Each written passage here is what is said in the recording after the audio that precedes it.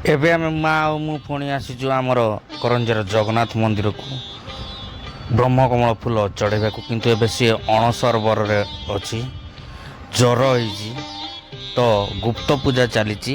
ସେ ପୂଜାର ଭିଡ଼ିଓ ମୁଁ ଆପଣମାନଙ୍କୁ ଦେଖାଇ ପାରିବି ନାହିଁ। ଏବେ ରାଧାକୃଷ୍ଣଙ୍କର ପୂଜା ଚାଲିଛି। ଡାଇରେକ୍ଟ ଏବେ ସ୍ମରଣ କରାଯିବ ଅଲରନାଥକୁ। ତ ପାର୍ଶ୍ୱ ଦେବତାକୁ ଦେଖନ୍ତୁ। ନନା ସକାଳୁ ସକାଳୁ ମନ୍ଦିର ଖୋଲି ସାରିଲା ପରେ ମା ଯାଇକି ପୁରୁଣା ଫୁଲ ସବୁ ବାହାର କରିଦେଲା। ଅଲଗା ଲୋକ ବି ଫୁଲ ଧରିକି ଆସିଲେଣି। ଅରୁଣ ସ୍ତମ୍ଭ, ଗରୁଡ଼ ସ୍ତମ୍ଭ ସବୁଥିରୁ ଫୁଲ ବାହାର କରିଦେଲା। ଏବେ ଝାଡ଼ୁ ଦେଇ ଦେଉଛନ୍ତି। ଅଲଗା ଭକ୍ତ ଜଣେ ଯିଏ ବି ଆସିଛନ୍ତି ଫୁଲ ଦେଇକି ବି ଯାଉଛନ୍ତି। ଏବେ ଜଷ୍ଟ ସକାଳୁ ସକାଳୁ ନନା ମନ୍ଦିର ଖୋଲିଛନ୍ତି। ଆହୁରି ବି ଲୋକ ଆଣିକି ଫୁଲ ଦେଲେଣି। ଚାଲନ୍ତୁ ଏବେ ପୂଜା ଅର୍ଚ୍ଚନା ଆରମ୍ଭ କରିବେ। ପୂଜା ଅର୍ଚ୍ଚନା କାର୍ଯ୍ୟକ୍ରମ ଆରମ୍ଭ ହେଇଗଲାଣି। ପୁଷ୍ପାଞ୍ଜଳି ଦିଆଯିବ ଏବେ।